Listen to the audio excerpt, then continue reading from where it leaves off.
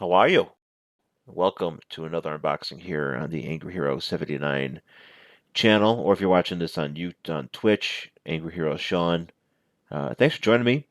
Today, we're talking Stargate.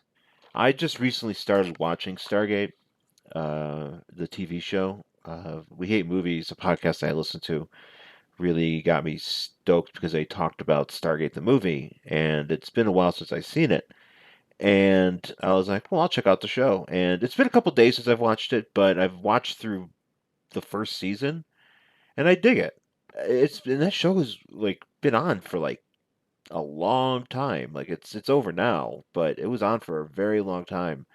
And basically, the premise of the Stargate movie is there's the government discovers this ancient gate of unknown technology, and they need James Spader to come in and translate what the deal is with the symbols on this gate. And this gate allows them to travel between different dimensions. In particular, it goes to this world Abydos, which is kind of like an ancient Egypt kind of place. In this world, the humanoids or the human people have been enslaved by this race of aliens that kind of projects themselves as like Egyptian gods. And they kind of take there's the god Ra, which is the god of the sun, which is what that translates to, and then there's Horus, but they're actually aliens. Like the spaceships, it's kind of like lends to the whole idea of that the ancient aliens came down and built the pyramids and everything. It's pretty wacky. But it's a good sci-fi movie. You got Kurt Russell in it. He's doing army stuff, and eventually the movie proved to be pretty popular. It was a pretty good movie. Not like crazy good. I mean, it got action figures, but it eventually got over enough that I'd say it was about 3 years after the movie came out, they put together a TV show that stars Richard Dean Anderson, aka MacGyver. Is it Colonel O'Neill, Captain O'Neill? Like it actually says right back on the back here, Colonel O'Neill. So MacGyver has to be called out of like retirement to come back and like check out the Stargate because for like a while on the show, the premise of the show is that the Stargate's inactive, and all of a sudden it activates again because there's this race of aliens called the Goulds that are looking to avenge the death of Ra from the first movie because they kill him in the first movie. And at one point, they take James Spader's wife she's from the alien planet, and they take her, and he's trying to find her. But they're also using the Stargate to go on like different missions and like find different things. They don't really do a whole lot. Like usually, what they go into through the Stargate and they just run into like a race of aliens who just happen to look humanoid or just happen to be humans because that's what it looks like out there. A bunch of humans, and all the atmosphere just happens to look like Vancouver. But yeah, it's kind of silly, but at the same time, it's entertaining. And they also get on their team Teal'c, who is like one of these ghouls, but he's like reformed. He's a face now. Just look it up. Look up Stargate stuff. I shouldn't really be here to tell you all about Stargate. Although I am playing the game back here. This is the Stargate game that came out for Sega Genesis and Super Nintendo. It's a kind of a clunky game. I think you play primarily as Kurt Russell in this movie, and it's like a side scroller, a little bit like Turrican on Universal Soldier kind of game, but there's like puzzle elements to it. I haven't really gotten very far in it. Maybe I should actually try to play it, see if it's any good. If there's actual, I mean, initial impressions don't give me a whole lot of hope. Since we're here to talk about toys, let's talk about toys. So this is one, and this is two Stargate action figures from the Hasbro line of figures from 1994. They put out a bunch of figures in correlation with the movie, and this I got these on Mercari for a pretty decent price. These actually are pretty cheap. So Hasbro put out these figures, and they just did a one line of them, villains and figures and action vehicles and all that good stuff. So here we go. I'm gonna open up two of them. I got Skaara. Talk about him in a second, and then here's Daniel Jackson, who is the lead character in this movie, played by James Spader. We'll start with Skaara first, and this is actually I have some stuff to point out about these characters, about these toys that I think is really neat. On the cover here, we've got a drawing of Skaara. Now, Skaara's deal is that he is like a local boy who, like, he kind of helps with the resistance against Ra. Once James Spader and Kurt Russell show up, and he has this relationship kind of with Kurt Russell because Kurt Russell kind of sees him as a son because Kurt Russell's son in the movie accidentally shot himself, and he kind of looks at this kid, as like, hey, this kid could be my son, or sort of my son, my new child. I will pack you in my bag and take you back to the Stargate. And when the show starts, and I don't know if it's the same actor or whatever, but in Abydo, like on the show, the kid gets like abducted by the Goulds and ends up becoming one of them. Kind of I don't know if he becomes like a high ranking guy or something like that. But he just kind of becomes one, and then Richard Dean Anderson's really sad about it. So on the front here, it says Skaara with Rebel leader with shooting Rebel launcher, and he does come with said Rebel launcher, said missiles, and as well as a gun, and so I guess each of these guys came with some sort of like collectible artifact, and he comes with the horse yak thing that's in the movie. He comes with one of those things, and obviously we have the figure. And then on the back, it's kind of like this for I think the rest of these figures, but it has the list of who's on, who we're getting here. So we've got James Spader, we got Ra, we got two versions of Horus, which is like Ra's like main guard. We got Skaara, we got Anubis, we got Lieutenant Kowalski, meat, and then we have Colonel O'Neill, which is Kurt Russell. And then we also came out with some vehicles. We have a winged glider, the Mastodage, which is the horse thing I mentioned earlier. So, and then we also have like an all-terrain cruiser, which is something for the bad guys, I think, that they use. Or no, wait. Oh, that's right. Okay, so the wing glider is what the bad guys use, and the all-terrain cruiser is what the good guys are supposed to use. They have a vehicle, I guess. I don't remember them having a vehicle in the movie, but they have it here. And then they have like these collectible like things you're supposed to grab, cut out, and you can like they have like not perforated, but you can cut out these tabs here, and then you can like create, I guess, like your own like pyramids or something like that. Connect them to. It says here, yeah, clip and collect bio cards to form Stargate pyramids. Cut along the dotted lines. Collect all 8 Stargate packages, 4 heroes and 4 aliens, and insert tabs. And then you could do one for the aliens and do one for the heroes, or you could do them for aliens and heroes. Who gives a shit, man? It's your life. So this is the thing. You're supposed to be able to like answer this question by using the hieroglyphics, but they don't give you all the hieroglyphics. Even though I could answer this question, it's the River Nile. We don't really need hieroglyphics to answer that question. So, what is the name of the main river flowing through Egypt? It's the River Nile. It's Nile. It's the River Nile. We do have a bio here for Skaara. I'll read it. Skaara is the unofficial leader of the Shepherd Boys. Sounds like an old timey like barbershop quartet.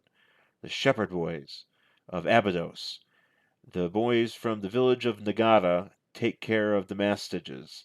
They're domesticated beasts of burden living on the same planet. Mischievous but smart, Skaara becomes fascinated with Colonel O'Neill. Skaara dreams of becoming just like him, a courageous warrior and leader of men. Skaara has his chance to demonstrate his bravery by leading the Shepherd Boys in a rebellion, a risk that sparks the villagers to join Skaara and free themselves of the wrath of Ra. That's right. All right, let's open this thing up. Warning, do not aim weapons at eyes or face. All right, I won't do that. So here we go. So now the thing about these is that these are kind of like G.I. Joes or something like that. I don't know. I feel like these are based off of something else. So here's the artifact, though. This is the mastage. And here we have weapons. Now, actually, I get to tell you about these weapons. So here's his hat. He's got a little hat that goes on his head. So boom, that's his hat. Hat is nothing special. However, this gun he comes with, which he's actually brandishing on the front of this package here. This gun is best known for coming with Monkey Wrench, the G.I. Joe Dreadnought character back in 1986. So what we are doing here is we're reusing G.I. Joe weapons. Oh, there goes that hat. We're using G.I. Joe weapons in order to fulfill what we need to do here, as far as action figures go. And then we have a missile launcher. Now, the missile launchers were a staple of GI Joes in the mid '90s, early in the mid '90s, and this one in particular came with not only Alley Viper version 2 from 1993, but also Viper version 4 from 1994. And there was a blue, and actually, and then I will correct myself here. The purple version. There was a yellow version, a blue version, and a purple version. The purple version came with Dr. Mindbender from 1993. So this one was pretty well used. And now we get it with this joint here. And now we're supposed to be able to stick this missile in here. Okay, I had it the wrong way. Yeah, so there we go. I was about to get about to freak the frig out. He doesn't really hold this very well, unfortunately. It's a lot of weapon for a character that isn't. You kind of have to tilt him back pretty good, but he holds the gun best in his left hand, and then we shoot the weapon. I was a big fan of the GI Joe action guns. I'm kind of disappointed that there's a thing they didn't figure out sooner. But you got to be careful, I guess. And yeah, here's this little joint here. This little mastage. I'll show you the camera here. Yeah, so you can have that hanging around somewhere. It's pretty pliable. The figure itself, 5 points articulation. Legs, arms, head. I thought that this might have been like a helmet for the character Dusty, like a Dusty GI Joe, and I don't think it is. I tried to track this down. I don't think this might have been used for somebody. I don't know. But yeah, so there you go. When you check it out here, he is supposed to be able to hold this not by the handle, but you do clip it on his arm. And his arm is skinny enough that it does fit. So that's pretty cool. Actually, that looks a lot better. So everything's on the package here is pretty much the same that's on the front. You got the stuff on the back. Process by which the Egyptians prepared and preserved bodies for the afterlife. So he has another. So yeah, you can. He has other hieroglyphics on the back here. He has A, B, C, D. So that's how you're supposed to be able to finish those. Man, let me tell you something. Look at this picture of James Spader on the front here. The face likeness is good. That forearm though, man. That forearm is something else though, man. He is a jacked motherfucker. As far as Hasbro is concerned. After years of studying about the Great Pyramids of Egypt, Daniel Jackson, a child genius in college, came to the conclusion that the pyramids were not built by Egyptians 5,000 years ago. That's right! But they were constructed thousands of years earlier. Such a radical theory caused his academic colleagues to dismiss his ideas as ridiculous. When he comes into contact with the mysterious Stargate, Daniel's given the chance to prove his theories correct while proving himself a hero. So, and that's right because he's got look at I mean look at that. Look at those arms, man. He's like freaking Popeye, man. It's nuts. So let's go ahead and crack him open. So he comes with more accessories than the other guy. Here's his artifact. It is uh, a spaced out version, a space version of the pyramids. Aliens are real, folks. So here's the figure. 5 points of articulation.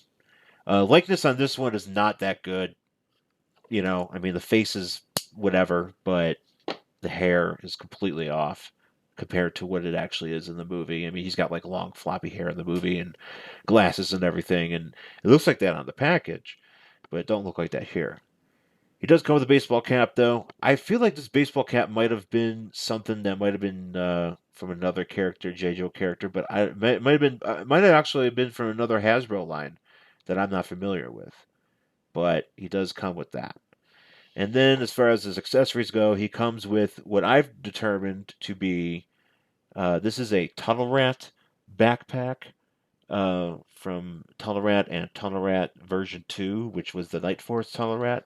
I'm reading this off of my computer here, which there's a section on yojo.com that tells you about all the weapons. So I'm able to use that to determine what's what. I'll just stick it in the back here like you do with the OG backpacks for the G.I. Joes. Just stick it right in that back there. And then he does come with a gun. He comes with a nice gun with 3 handles. I don't know why. That seems kind of impractical. But he does seem to be holding it pretty good on the cover here. So you check it out. You know, he's got it nice and geared up. So this gun though has come with not only it's come with a number of folks. It came with Annihilator. It came with Sonic Fighter's Viper, and which there was a green version of this that came with Heat Viper 2, a pink version that came with Target number 2 version 2, and a purple version that came with Metalhead version 2. So this is a pretty common gun. I mean, it's pretty generic, and also came with this black version. In particular, it came with Annihilator and it came with M Bison. So it's a pretty famous gun, and you know you could. Unfortunately, he doesn't have the means to hold it with both hands. Like his hands aren't jointed, so I guess you just kind of have to deal with it. But this rocket launcher, now I was trying to get a good beat on this rocket launcher, and the best thing I could discover is that this is from uh, Bazooka version 3, the one that looked like a swamp fighter. And you're supposed to be able to hold this over his shoulder.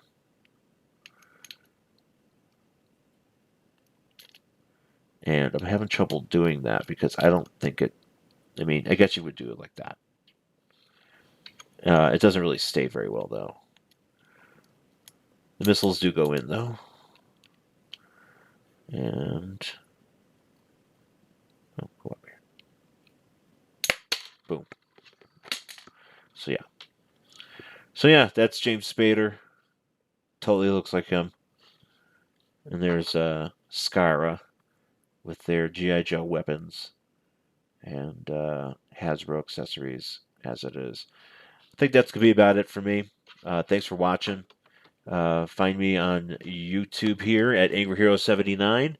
Please rate and review this channel or this just whatever. Just subscribe. Give this video a thumbs up if you like it. And also find myself on Instagram at Angry Hero Sean as well as Twitter. And also check out my podcast, Worst Collection Ever, where I talk about comic books. So thanks for watching, folks, and I will talk to you very soon.